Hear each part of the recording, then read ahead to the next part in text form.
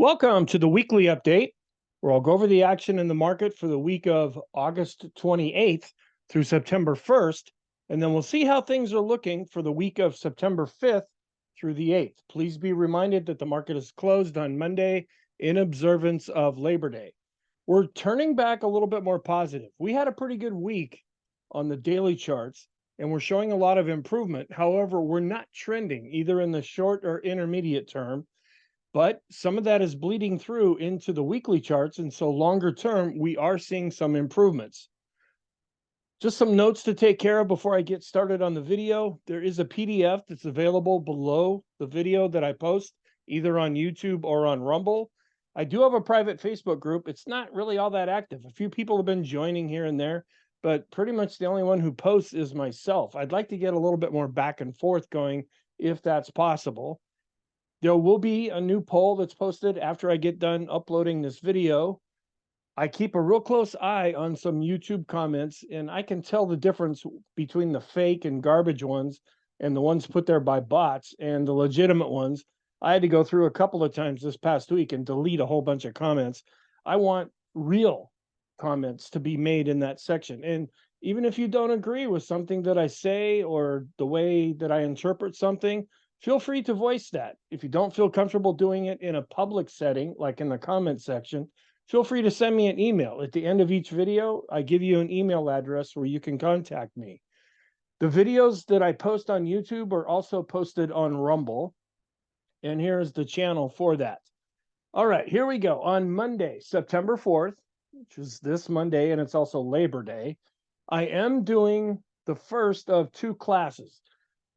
The first class will be this, it'll just go for 3 straight hours, and I'm going to start at about 12 p.m. Eastern time. It should go till about 3 p.m. Eastern time. I know it's Labor Day. I know it's a holiday. I will be recording this, and I'll be posting it later if you want to go back and either watch it for the first time or watch it again. If nobody shows up for the class, I'm going to hit the record button anyway and just start recording. I have things planned out that I want to talk about, which includes my approach to technical analysis. I go through just my basic philosophy and how I have come to where I'm at right now. I'll also be talking about some basic strategies that you can implement, as well as going through support and resistance. Now, if you don't want the 3-hour class, a week later, I'm going to do the same class again, but instead of being over just one day, I'm going to spread it out over 3 days. It'll be Monday, Tuesday, and Wednesday, September 11th through the 13th. And those will be 1 hour long each. So that breaks it up a little bit. And again, the idea is that you can fit this into your schedule. If you can't, there will be a recording of both of these different classes, even though I'll be covering the same material. My intention is to stream this on YouTube and Rumble. I ran a test just over the weekend, and I'm running into some problems with that. So it might be more likely that I have to jump over and use Zoom. It's not so much that I have a problem with YouTube or Rumble. It's where I'm physically located right now. When you try to do live streaming, they really throttle that back sometimes, and it can cause some problems, where I don't seem to run into those problems when I'm using Zoom. But look at the community tab on the YouTube channel. Even if you go to Rumble, if you could come over to my channel on YouTube, because I can't really post this on Rumble. On the community tab, I will be posting a link for the Zoom, my invitation, so that you can come into the room. Now, I'm still going to try to do things by using YouTube and Rumble at the same time. But if I keep having problems, then I'm probably going to switch over and use Zoom. Go to the community tab, and I'll be doing updates about what I plan to do with that. All right, let's go back and talk about what happened. For the week, we were up 2.5%. It was a fairly solid week as far as weeks go, especially after what we're just coming out of in August. But volume continues to be below average. We did have one above average day. That was the last day of the month. That was Thursday, the 31st. And that was just some end of the month shoring up that folks were doing.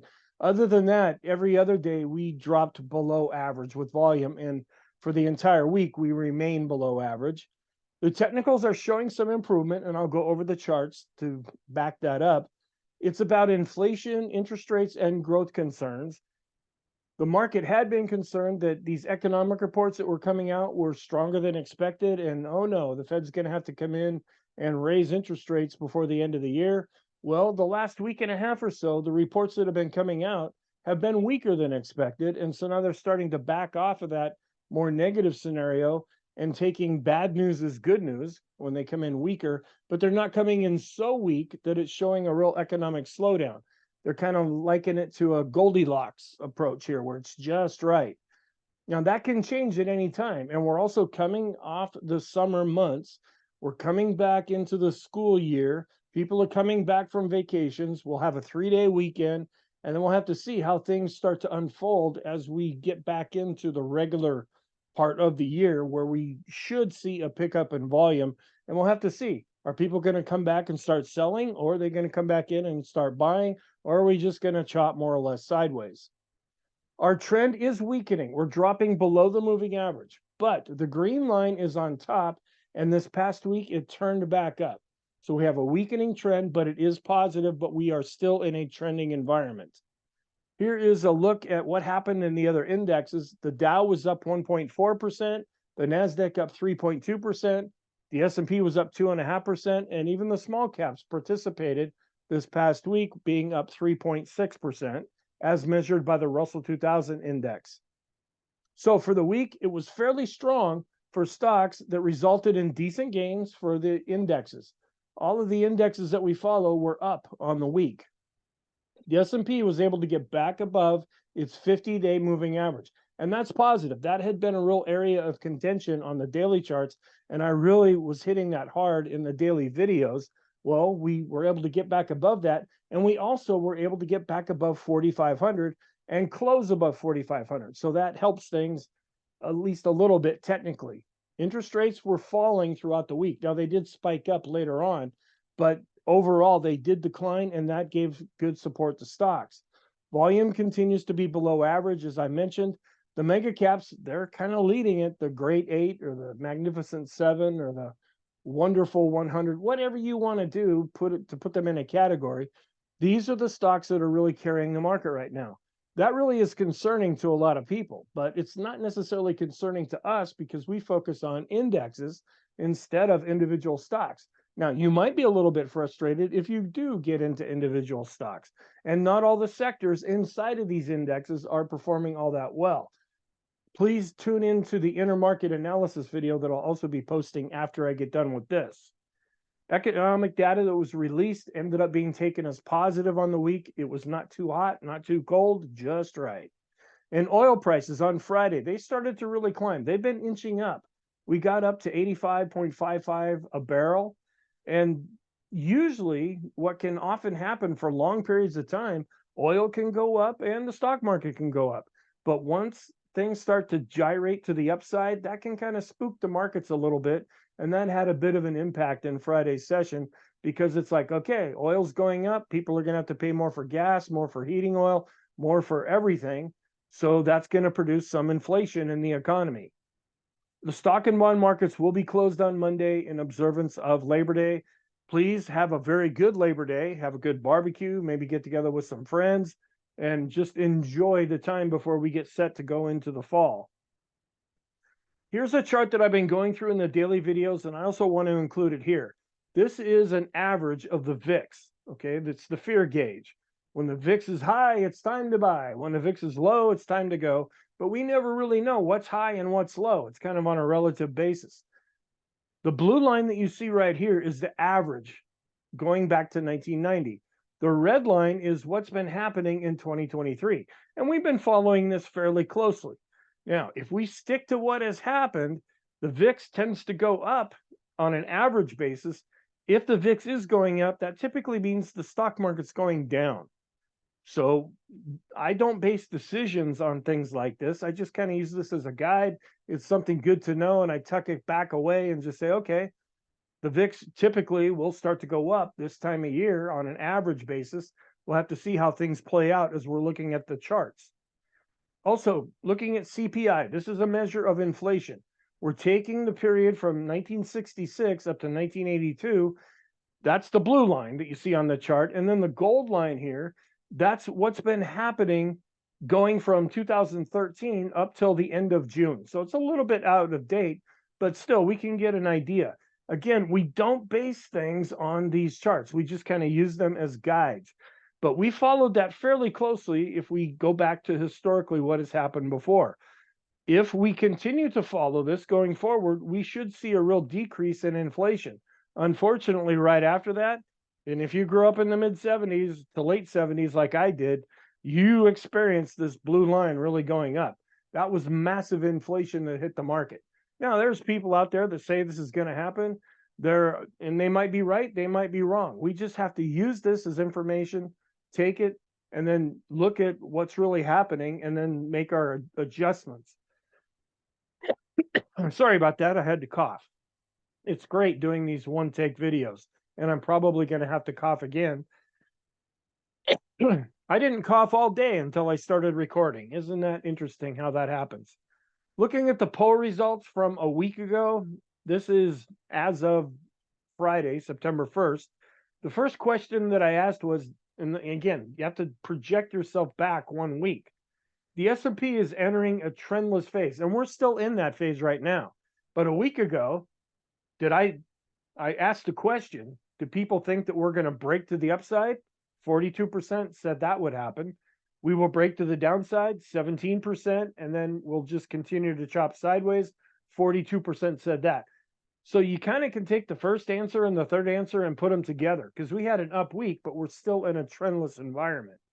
Then the current scenario has been rather pessimistic, that the economic reports are strong, the Fed's probably going to have to raise interest rates, that the Chinese economy is experiencing a lot of weakness, and all this is going to filter in and help stocks to go lower from here. Okay, how do you feel about that? The markets will adopt an optimistic scenario. 60% said that's what will happen. And 40% ended up saying the markets will continue to remain pessimistic. We haven't really changed all that much right now. Personally, I'm waiting to see how things develop after the 3-day weekend. Then the stock market has been keying off of the rise and fall of interest rates. A week ago, do you feel that interest rates will keep climbing? 57% said yes, and 43% said that they will stay the same. They did decline over this past week. The S&P is battling the 50-day moving average. Now, we're above that now, but a week ago, do you feel that we'll get above that? 25% said yes. We'll drop below the 50-day moving average and continue lower. 50% said yes to that, and that the S&P will chop sideways below the 50-day simple moving average. 25% said that. Right now, answer A is what really happened. We were able to get back above that, even though we're not in a trending environment. We are showing some improvement, though, with our charts. I did go to isabelnet.com blog, and I picked out a few charts. I'm trying to not go through every chart that they post there now. I don't know if they're all that helpful, and they make the videos a lot longer. And when I don't edit the videos, these things are long enough as it is. But this chart is showing the purple line, which is the S&P 500 and how it's been going up. And then we have the gold line, which is the ISM Manufacturing Index. And that's the report that came out on Friday. And it's starting to turn back up after it had been really declining.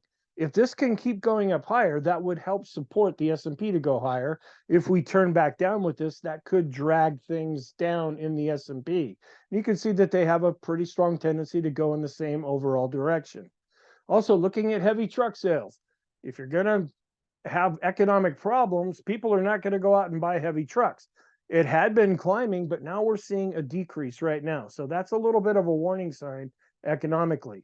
And then earnings. Yes, we're still looking rosy as we look out into the future. I put the red arrow on here because whether you're Morgan Stanley or the consensus, you pretty much across the board are projecting that earnings are going to be growing into the future, and that supports the idea that stocks should go higher. This is a little bit of a concern. We're looking at the employees and temporary help services. That's the red line, and it's starting to drop down below this other red line. And other times when that's happened, that has typically preceded a recession. Is that going to be what happens this time? We don't know. There's other charts that we look at that still suggest that we're going to go into a recession. There's even other charts that we're looking at that suggest we won't go into a recession. And that's part of the debate that's going back and forth and has been going back and forth for about a year and a half now. And looking at the job openings and that unemployment may be peaking, this would be a sign that the Fed is done, according to this chart put out by Bank of America. The blue line is the employment rate, and I have to move this bar around a little bit. These are the job openings, and they're still strong, but they are declining, where the Fed funds rate continues to go up. And these have a tendency to go in the same basic direction. If we start to see some weakness in the employment situation, that's what the Fed's been hanging on to justify keeping rates higher and raising them. Well, if the employment situation starts to have some trouble, that might signal that the Fed is pretty much done raising interest rates. And let's see. Then we did have Mr. Butters came back from his vacation, but he only had one post in this past week, and that was on Friday. It says that analysts are raising quarterly S&P 500 earnings per share estimates for the first time since the third quarter of 2021. The takeaway from this is if you look over on the right-hand side, both for the calendar year 2023 and going into 2024, they're seeing earnings going up. And that's what we're seeing in some other charts. And that's justifying stock prices going higher. Getting into our charts and analysis, here's the intraday chart going all the way back to Monday, where we gapped up higher and then just kind of chopped more or less sideways.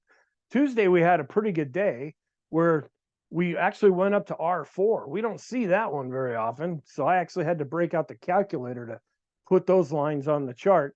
And then Wednesday, we did open higher and then pretty much moved sideways again. And then Thursday, we got up to the high part of the week. We actually hit our high again on Friday, but we didn't stay there. We ended up just being little changed.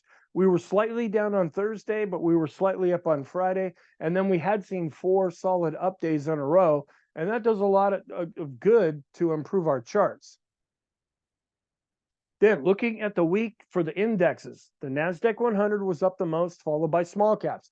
They've been lagging behind. So to see them participating more is a good sign. Then the mid caps, which also had been showing some strength earlier in the year, now they're starting to come back. The NASDAQ and then the S&P. And please keep in mind, this is just for the 5 trading days, Monday through Friday. It's not from Friday to Friday like some other measurements that we look at. But all of the indexes ended up being up on the week. If we go back to the beginning of the year, we have the NASDAQ 100, NASDAQ, and S&P. Those are the 3 strongest indexes. The S&P is strong because it has a lot of members in it from the NASDAQ 100, which are part of the big stocks that have really been helping the market to go higher. But all of the indexes are positive year to date. All of the indexes are negative going back to the all-time high. We have small caps taking up the rear, followed by the NASDAQ. And we're seeing some improvement as things are jockeying around a little bit. We now have the NASDAQ 100 down the least, where it had been in last place for quite a while. Looking at the sectors. Now, this does go from Friday to Friday, where we saw tech, materials, energy, and discretionary and communication up pretty strong on the week. It's tech, communication, and discretionary. These are growth areas, and these areas have really been helping the market to go higher. We also saw energy have a pretty good week after it had been suffering, but then earlier on in August, it was doing quite well. There were 2 sectors that ended up being down, staples and utilities. Utilities are really having a lot of trouble right now. Staples, that's more of a value area, and we want growth to outperform value. We want discretionary to outperform staples. That's when we get a good solid upward movement in the indexes. Then we look at our relative rotation graph. We're seeing some weakness overall, where discretionary, communication, and tech, those are the yellow lines in here, where they had been leading the market higher, and they are showing some weakness. Now, this is going back a year, so there's a little bit of lag time, where the more weak areas are in red. These are the utilities and the staples. And then the other areas are starting to show some improvement. And this could be positive. If we're seeing general broad-based improvement in some of these other sectors, that could really help the market and kind of take over from just the big stocks leading things higher. Then going back and looking at the sectors, just for the week, we had tech, materials, energy, discretionary up. All of the other sectors were up except for healthcare, staples, and utilities. These are all more value plays and more defensive types of areas. Going back to the beginning of the year, we have utilities down the most, followed by staples, healthcare, real estate is barely up on the year. The stronger areas are tech, communication, and discretionary, the three big areas that have been leading things higher. Going back to the all-time high, energy is still in the lead, followed by industrials and tech, which has finally turned positive. All of the other sectors continue to be negative, going back to the beginning of 2022 when we set that all-time high. Looking at sentiment, we did drip lower with this. We're down at 56 right now. And looking at the historical chart where we dropped below 50 and now we're slowly starting to climb back up. We had become pretty extreme positive. And when we get to these extreme readings, we tend to use this as a contrary indicator. And that's kind of what happened. This was the latter part of July going into the early part of August. And the folks were getting a little too exuberant at that point, not showing an awful lot of fear. You combine that with some other things that we were seeing in the charts, and the declines that we saw in August were not necessarily a surprise. Looking at the active asset managers, they had become very optimistic earlier on. Then they became quite pessimistic. So we use this as a contrary indicator. Even though these folks are professionals, they did show some improvement in the latest reading. This next chart shows that same measurement where we're currently at 61.19 as of August 30th. Looking at the VIX, we did decline with the line chart and the bar chart. We're still below 20 overall. So there's not a lot of fear as being measured by the VIX. That's why I implement so many different charts, especially in the daily videos, because we can use a lot of different measurements to get a better clue as to what's happening as far as fear and greed or complacency. The Ulcer Index is one of those indicators where we ticked down just a little bit this past week after we had been rising. However, longer term, we continue to be below the moving average. The RIDEX Bear Bull ratio, these folks have a tendency to react to what's already happened in the market. When this starts to spike up, that means there's more fear. When it's coming down, that means they're feeling more positive about things. Looking at the American Association of Individual Investors, they did drop off a little bit and are slightly negative in their latest reading. We're seeing a bit of an improvement with the red line continuing to come up, but this is another group, which you and I are members of this group. We tend to often react to what's already happened instead of proacting to what we see developing.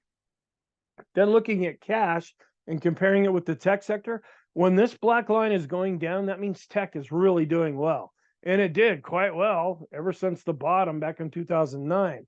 Well, we ran into 2022. The black line started to go back up. That was indicating that cash was actually outperforming tech, which, if you can believe that. Well, since the beginning of 2023, this has been declining, and we bumped up a little bit. Well, in this weekly chart, we did tick down a little bit, showing that tech is performing quite well. Looking at some economic measures, this is the GDP now forecast.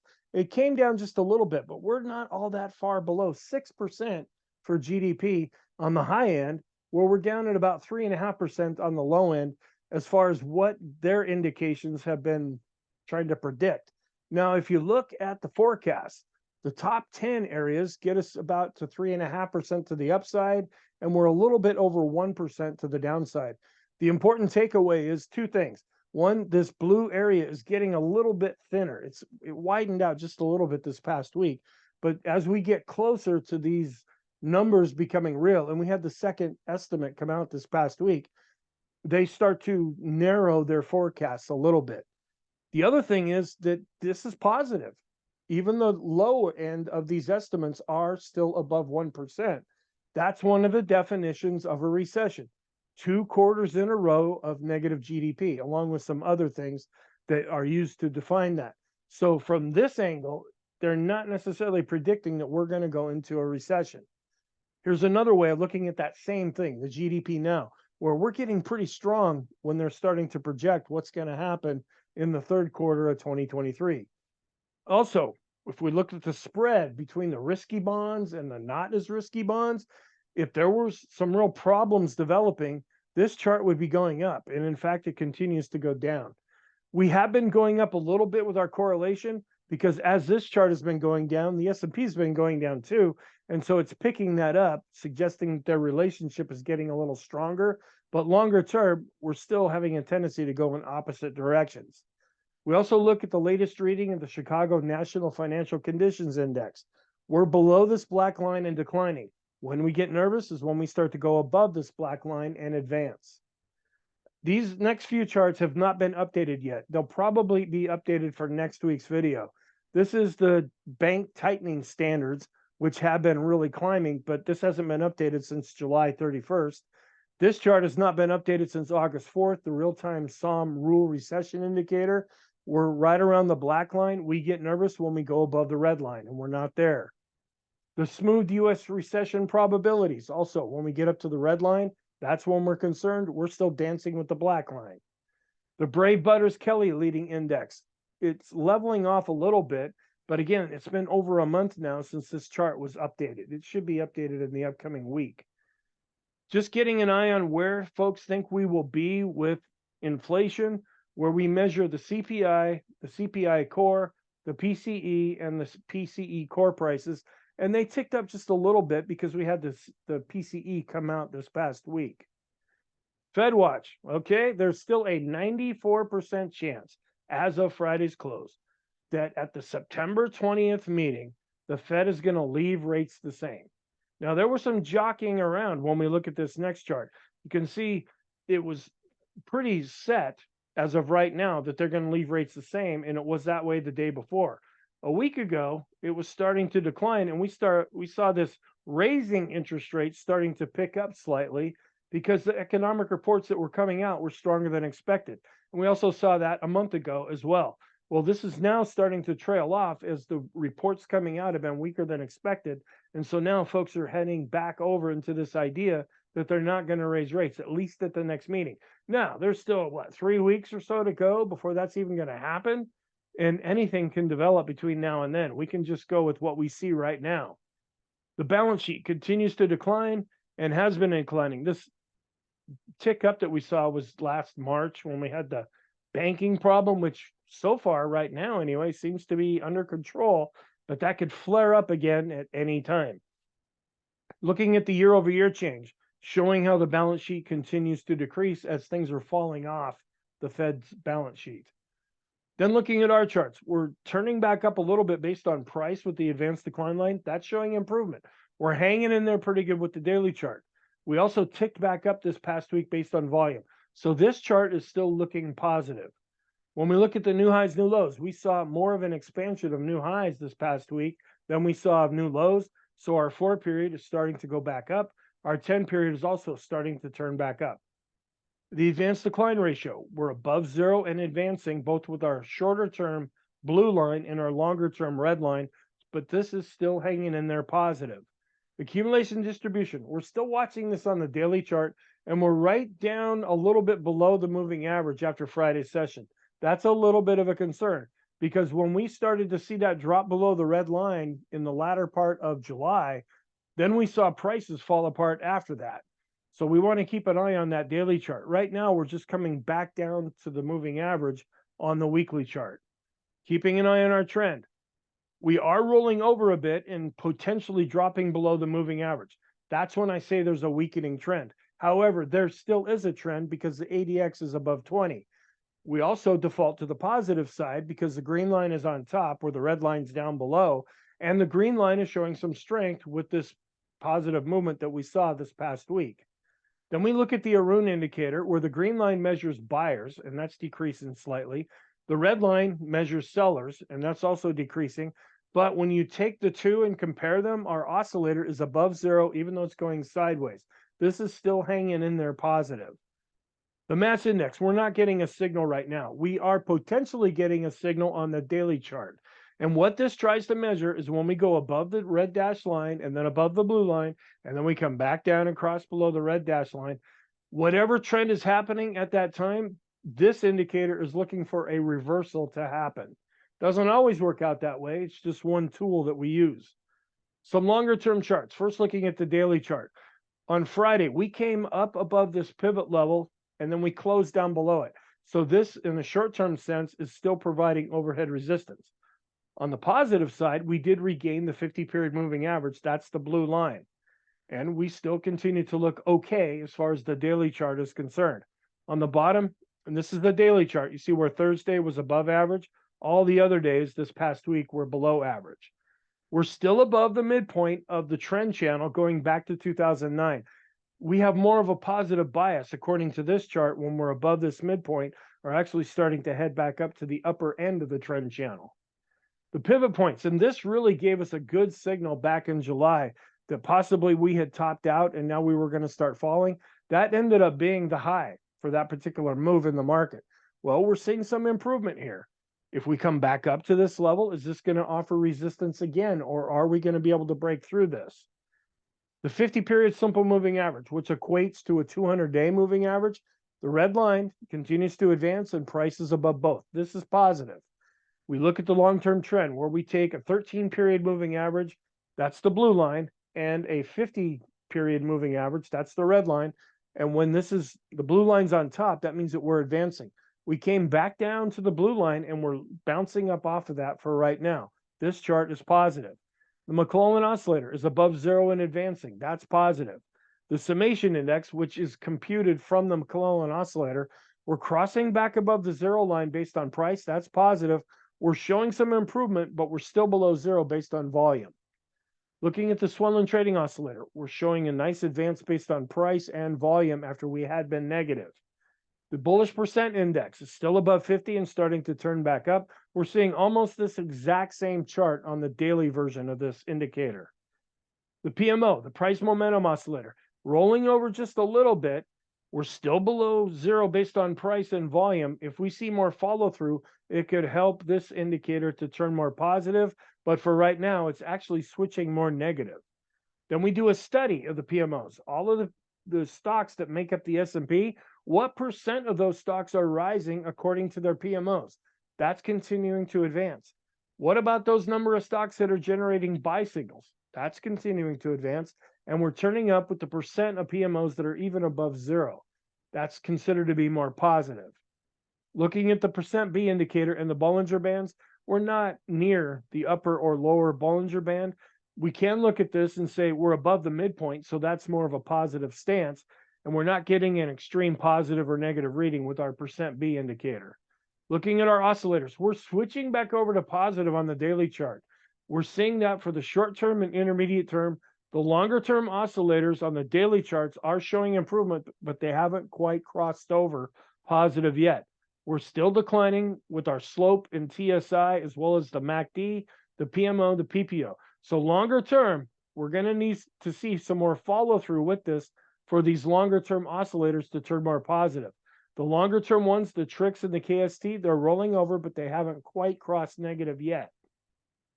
Chaikin money flow. This tries to measure what's the smart money doing. We were looking better on the daily chart, but then after Friday's session, we dropped down and are now showing a negative reading, where we are seeing a decline on this chart, but it's still positive. We need to see this improve first on the daily chart before it'll bleed over into the weekly chart. The Chaikin oscillator, we're below zero. That's negative, but we're turning back up, so we're showing some improvement. The force index is above zero and advancing. That's positive. The money flow, after giving us an extreme reading, it was dropping back down. It did decline over this past week, but it's still above 50, so that's positive. The rate of change going back 1 week is positive with the up week that we had. Going back 50 weeks, we're showing some improvement and possibly getting a little extreme with this movement. It's kind of weird to be saying that, but that's what we're seeing on this chart. Looking at the RSI, we're above 50 and advancing. That's positive. The special K weekly chart continues to be below the red line. That's negative. We're rolling over a bit on the daily chart, but we're still positive with that chart. The Stochk RSI, after being extreme negative, is now bouncing back up. It's still negative, but it's showing a lot of improvement. The Williams percent R, after almost coming down to the 50 level, is showing some improvement, and we're getting pretty close to being extreme positive again. The ultimate oscillator is below zero, but advancing. So it's negative, but showing some improvement. The vortex, we're seeing the green line turning back up. That's positive as the red line is turning down. The Kopit curve is not generating a signal right now. Earlier in the week, we did have the Kopit curve generate a buy signal on the daily charts. Longer term, looking at our fib levels and longer term moving averages, we were able to get back above this blue line, which is a 10-period moving average. That's quite positive. We're still above all these other moving averages, and we're above all the longer term fib levels as well. Our different charts, we're seeing some improvements here. We have an open, clear candle with the Heiken Ashi. That is showing some improvement. The Kegi is also black and pointing up. That's positive. The Renko continues to be positive with open blocks. We're still seeing some negative signs, though, in the 3-line break. We're going to need to see more follow through for this chart to switch back positive. And then we have two different types of indicators on this chart. This is equivolume on the top. When it's green, that's positive. When it's red, that's negative. The more volume that goes into a move, the thicker these candles are. We've been well below average, so that's why these candles are not very thick. Down below, we look at the ease of movement. What is the path of least resistance? Is it to the upside or the downside? On the weekly chart, it's still suggesting that we are more likely to go up than down based on this indicator. We saw some improvement with the point and figure chart. A week ago, we saw some zeros drawn in here. Well, this past week, we're seeing some X's. X's mean up, zeros means O. You know, if you're into football, you could try to design an offense or a defense this way. We don't have any signal that's being generated right now. We're just seeing some improvement with this chart. Our different trading systems, a little bit discouraging with the next chart that I'll show you, where with the Elder Impulse system, with the green bar, we have switched back to positive after we had been neutral. This is a little bit discouraging, I guess, if you're more bullish on the market. The parabolic SAR system continues to be negative with the dots on top. We've switched back to positive on the daily charts. We're going to need to see some more follow through for this longer term chart to turn positive. Looking at our PPO studies, and I often show this in the daily videos, we're flattening out a little bit in the long term, showing a bit of an improvement after declining in the intermediate term and turning more positive in the short term. And then some daily charts. For those of you that don't watch the daily videos, you might find some of these interesting. We have this intermediate term trend line. Now, beware that I draw these lines on here myself. They're not generated by a computer, so they might be a little bit off. But we broke down below this support level, and it looked like, okay, are things going to turn more negative? And a week ago, I was saying, are we going to fall all the way down to this level? Well, no, we've been recovering, and we've come right back up to this intermediate term trend line. We were a little bit above it on Thursday. We were a little bit below it on Friday. I think that's how that worked out. But just be aware that we're battling at this point right now, and that could really produce either some resistance or support. Then we're looking at the 50-day cycle. That started on August 1st. We have been seeing a decline. Now we're seeing things start to improve. Are we going to see that going forward here? This cycle doesn't end until October 11th. So we're still kind of getting near the starting point of this cycle. Then looking at the ratio between the Dow and the transports, when this is going up, that means the Dow's outperforming. When this is going down, that means the transports are outperforming. We want the transports to do well. That helps the economy. That means that things are moving along a lot more efficiently and a lot more growth is behind it. We had been falling in this ratio, but now we're starting to see some improvement.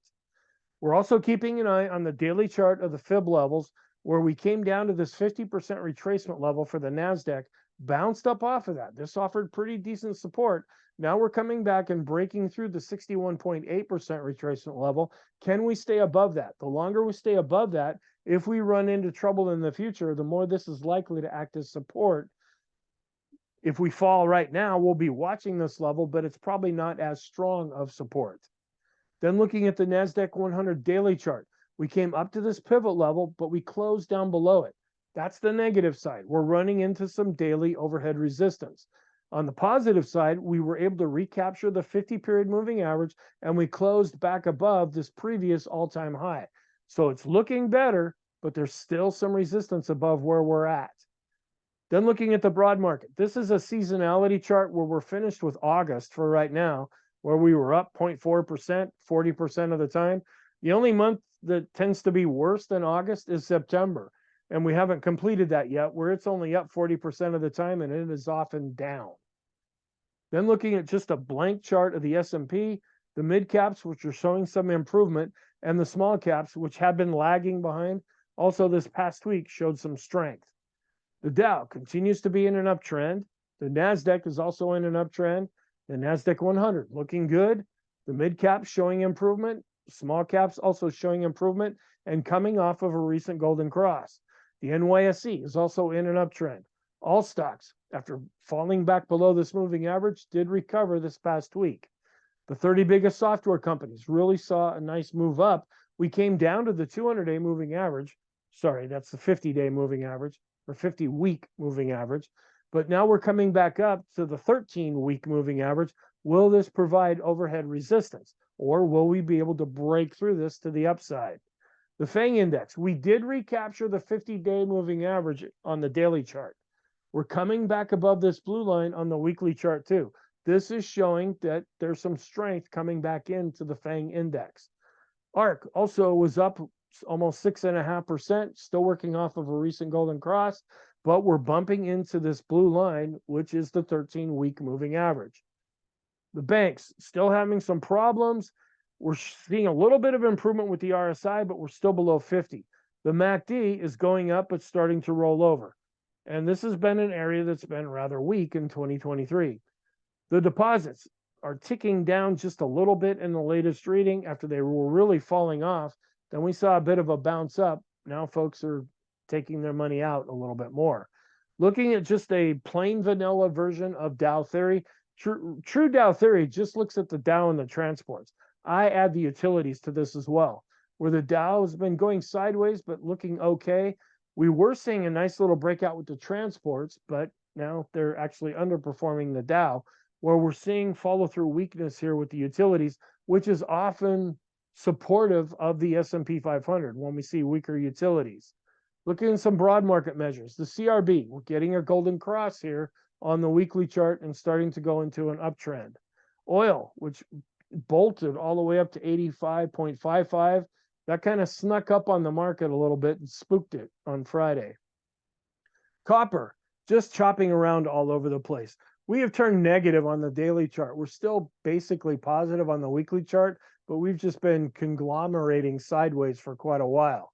The dollar, which had a fairly good week, it was up a little bit. After dropping below 100, it really bounced back up, and we're starting to see a golden cross on this chart.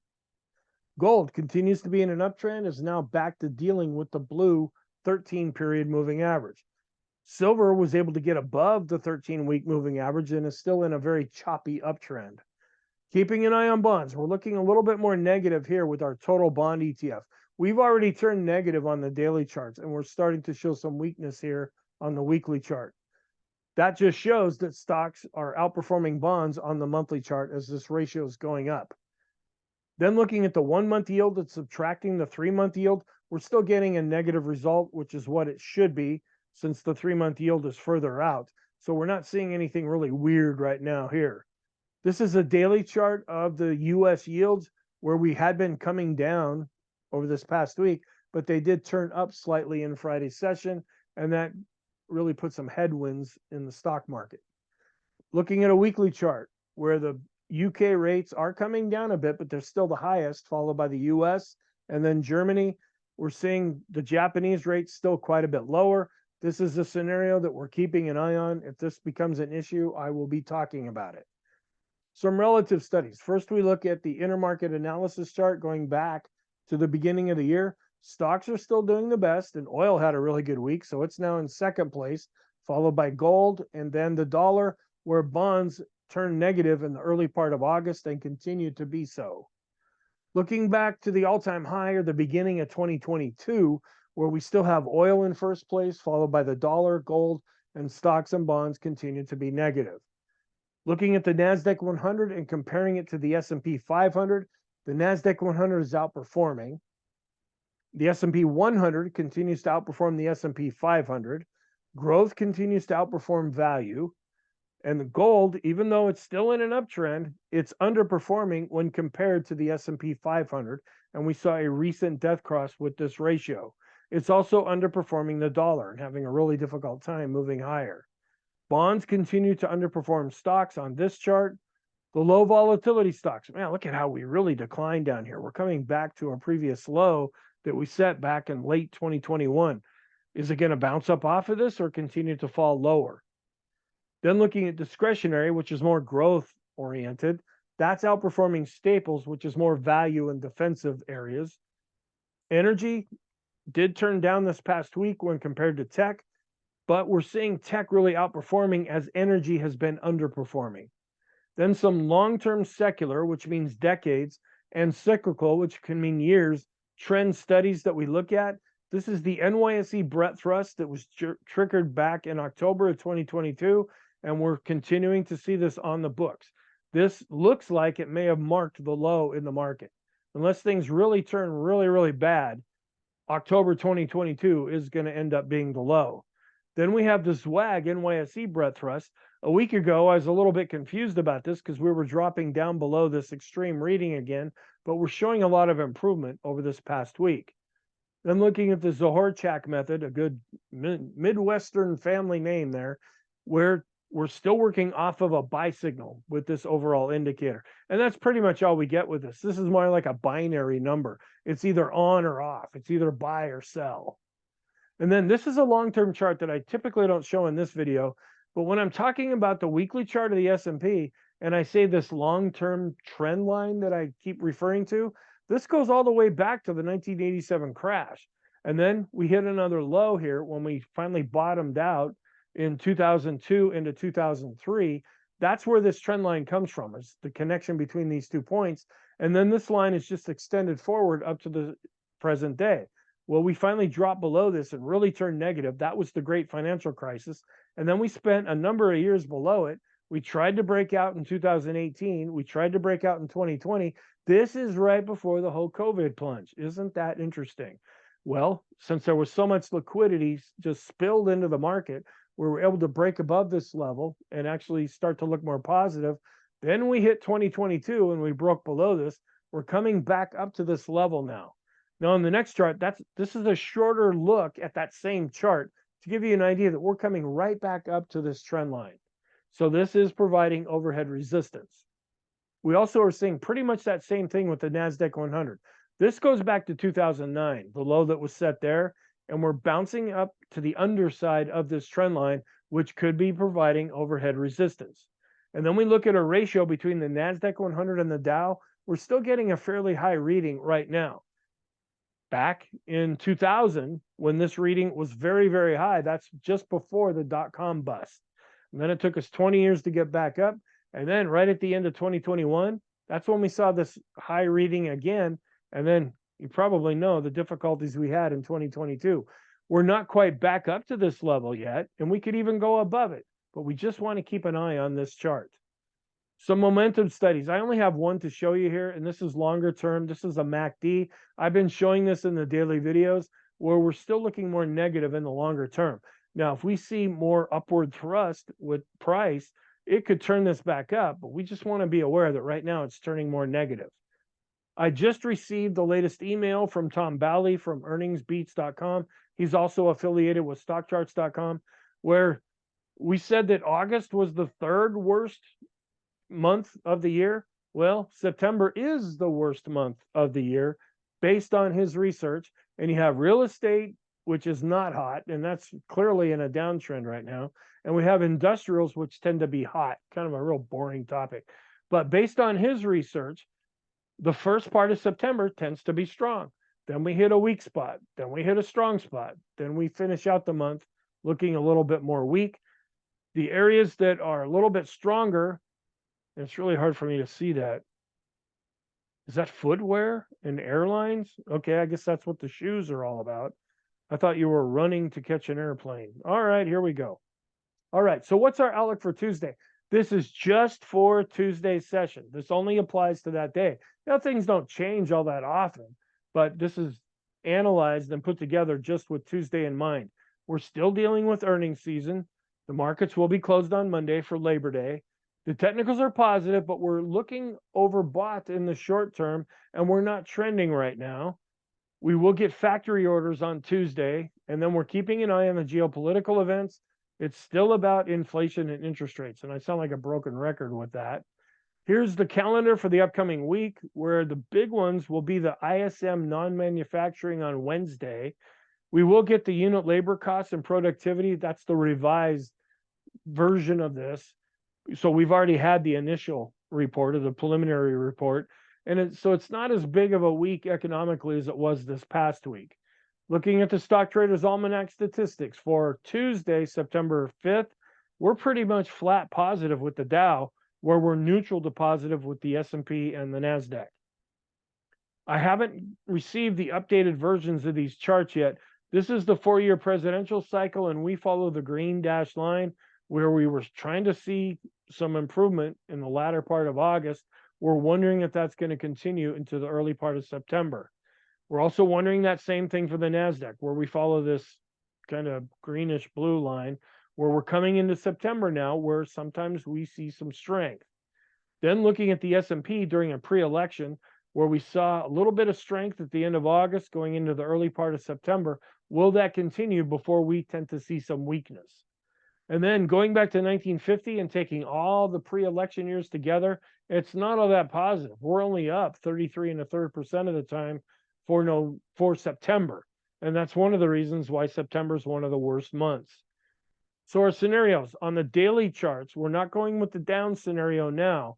We're leaning, if anything, to the positive side, but we're not trending right now. So if you implement some sideways strategies, you might want to focus on that. But we could slip out of this non-trending environment at any time, but we're leaning more towards the positive side. So our warning signs, we're wondering if those short and now even intermediate term bearish signals, that's what we started to deal with. Once we hit that pivot point on the weekly chart for the S&P and started to come down, all these bearish signals started to come together, and that's a lot of the weakness that we saw throughout August. The longer term trend signals, those are those weekly charts, the one going back to 1987 and the other one back to 2009. We're still dealing with that level and maybe dealing with it for the foreseeable future. Seasonally and historically, September ends up being pretty weak. We might see some bounce in a pre-election time. We're starting to ask this question, is this finally beginning to happen? The equity put call ratio, it spiked up, came down, that was positive, and then it spiked up again, that's negative. Now it's starting to turn down again. The cumulative new highs, new lows on the daily chart, and this has been going on for a few years now, they are showing weakness. The 3-month yield is still above where it was back in 2007. What we're watching for is for that yield to roll over and start to really head down. Is that going to give us a warning sign when that happens? And then we're dealing with earnings season. On the positive side, we still have these seasonality and setups that I just talked about that remain in the background. That's the NYSE breadth thrust, the ZWAG NYSE breadth thrust, the Zahorchak, and those other charts that provide a bigger picture that are looking more positive. The daily special K chart is positive. The weekly chart is negative. The longer term equity put call ratio, it had been declining as we were going up. It's now turning back up as we've been going down, and it hasn't started to turn back down yet. The S&P is still above the downtrend channel upper line. I show that in the deep dive video. The risk on posture that was showing some weakness, it's starting to see some improvement. The S&P oscillators on the daily chart are pretty much switching over positive. We're also looking at the NASDAQ 100 PPO momentum oscillator. That is turning positive after dropping below zero. The S&P is outperforming utilities. The staples are out, and the staples to S&P 500 ratio is declining. Both of these together often give good support to stocks. The Russell, the small caps, and the mid caps have recently generated golden crosses. Small and mid cap growth, even though they've been going sideways, continue to be in overall uptrends. The financial sector, even though it got hammered a week before last, it's still working off of a recent golden cross. The parabolic SAR daily chart is positive, but we're still negative on the weekly chart. The Copic curve this past week did generate a buy signal. So our conclusion, this just applies to Tuesday. We're positive. We're slightly short-term overbought, but we're not trending right now. And we can say that same thing in the short term. We're looking pretty much the same way in the intermediate term. Things are improving, but we're not trending. But in the long term, we still remain positive. Thank you. I really hope you found this helpful. Please feel free to check out the other videos that I post. I hope you have a really nice Labor Day, a great weekend, and I will talk to you in the next video.